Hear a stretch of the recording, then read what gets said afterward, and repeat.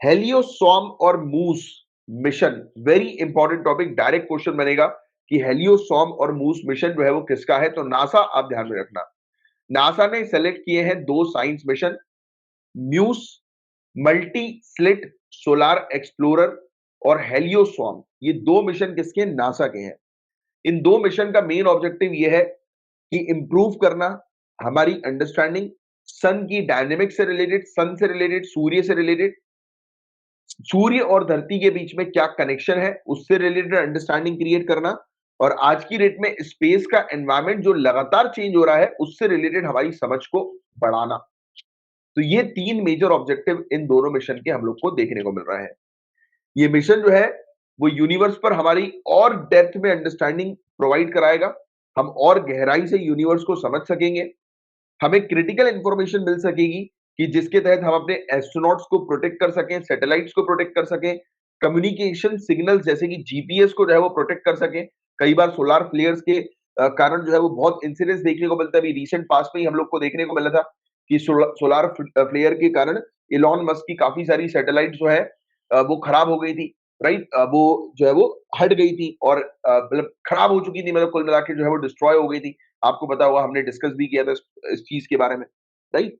तो ये सब जो इश्यूज आज की डेट में, इन इश्यूज को समझने के लिए नासा की ये दो मिशन हम लोग को देखने को मिल रहा है। तो हम लोग स्टार्ट करते हैं म्यूस मिशन से, म्यूस के बारे में जानते हैं। तो ये हेल्प करता है साइंटिस्ट को, यानी कि हेल्प करेगा साइंटिस्ट को, MUSE मिशन, म्यूस मिशन। तो ये हेल्प करेगा साइंटिस्ट को किस चीज के लिए? जो सूर्य का जो कोरोना है वो किस प्रकार से हीट करता है, उसकी हीटिंग प्रॉपर्टीज क्या है, कैसे वो गर्म होता है, कैसे सूर्य का जो आउटर मोस्ट रीजन जो है वहां से हम लोग को इरप्शन देखने को मिलता है, वहां से हम लोग को सोलार स्ट्रॉम, सोलार विंड्स हमें देखने को मिलती हैं। क्योंकि यही यही क्षेत्र है सूर्य का आउटर मोस्ट लेयर वाला क्षेत्र जिसको हम लोग कोरोना बोलते हैं, और कोरोना से ही हम लोग को नजर आता है कि सोलार फ्लेयर, सोलार विंड जो है वो ओरिजिनेट होती है, और यही एक जगह है जो कि स्पेस वेदर को जो है वो इन्फ्लुएंस करता है। स्पेस वेदर में जो चेंजेस आते हैं वो इसी इरप्शन के कारण हम लोग को मेनली नजर आते हैं, राइट। तो इस चीज को समझने के लिए MUSE, म्यूस मिशन हम लोग को देखने को मिल रहा है। ये मिशन हमारी अंडरस्टैंडिंग क्रिएट करेगा कि सोलार एटमॉस्फेयर की जो फिजिक्स क्या है, पूरी ओवरऑल फिजिक्स उसकी, सोलार एटमॉस्फेयर की, उसको समझने में हमारी अंडरस्टैंडिंग क्रिएट करेगा। इसमें पावरफुल इंस्ट्रूमेंट्स लगाए गए हैं, मल्टी स्लिट स्पेक्ट्रोमीटर, किस पर्पस के लिए? सूर्य के एक्सट्रीम अल्ट्रावायलेट रेडिएशन को ऑब्जर्व करने के लिए और हाईएस्ट रेजोल्यूशन इमेजेस ऑब्टेन करने के लिए, कि अच्छी इमेजेस हमें सूर्य से रिलेटेड मिले, अच्छी डिटेल इन डेप्थ इंफॉर्मेशन सूर्य से रिलेटेड हमें मिल सके, इसलिए इसमें पावरफुल इंस्ट्रूमेंट्स भी लगाए गए हैं, राइट। तो ये MUSE, म्यूस मिशन से रिलेटेड कुछ बेसिक सी डिटेल थी जिसको आपको थोड़ा सा ध्यान में रखना है। अब हेलियोसॉर्म के बारे में बात करें तो हेलियोसॉर्म मिशन जो है वो क्या है? वो एक कॉन्स्टिलेशन है या फिर ग्रुप। स्वार्म हम लोग को 9 स्पेस क्राफ्ट का देखने को मिलता है, तो 9 स्पेस क्राफ्ट का ये एक समूह है, एक ग्रुप है। ये क्या करेगा? ये कैप्चर करेगा अ, पहला multi scale in space measurements conduct करेगा। मतलब कुल मिलाकर ये मेजरमेंट्स करने के लिए बनाया गया है कि किस प्रकार से सोलार विंड, जिसे हम लोग सोलार विंड टर्बुलेंस के नाम से भी जो है वो जानते हैं, जिसमें जो मोशन होता है और मैग्नेटिक फील्ड फ्लक्चुएट होती है।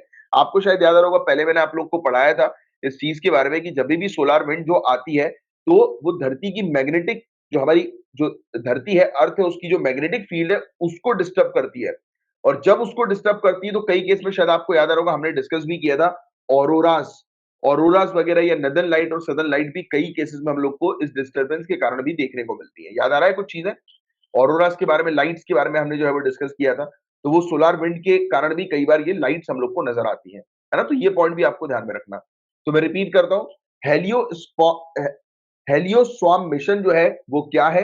वो 9 स्पेस क्राफ्ट का एक कॉन्स्टिलेशन है, एक ग्रुप है। 9 स्पेस क्राफ्ट का एक समूह हम लोग को देखने को मिलता है, जिसका मेन ऑब्जेक्टिव ये है कि सोलार विंड, जिसे हम लोग कई बार सोलार विंड टर्बुलेंस के नाम से भी जो है वो जानते हैं, जब स्ट्रॉम आता है, तूफान आता है, तो वो किस प्रकार से हमारी धरती की मैग्नेटिक फील्ड को इन्फ्लुएंस करता है, और हमारी मैग्नेटिक फील्ड जो है वो किस प्रकार से डैमेज होती है उस सोलार विंड के कारण।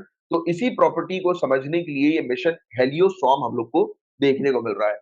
सूर्य का आउटर मोस्ट एटमॉस्फेरिक लेयर जो है हेलियोस्फीयर, तो इसके अंदर बहुत ज़्यादा एक एक तो पहली बात तो ये बहुत बड़ा क्षेत्र, बहुत बड़ा रीजन हम लोग को देखने को मिलता है और यहीं से ही सोलार विंड जो है वो फैलती है, स्प्रेड होती है, क्योंकि यहीं पर ही कोरोना है इस क्षेत्र में और यहाँ से सोलार विंड जो है वो फैलती है, राइट?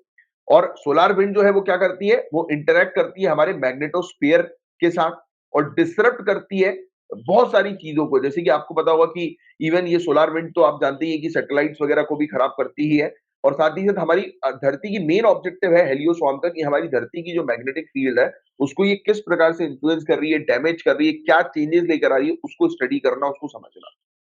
तो ये 2 मिशन हम लोग को नासा के देखने को मिल रहे हैं जिसके बारे में आपको जानकारी होनी चाहिए।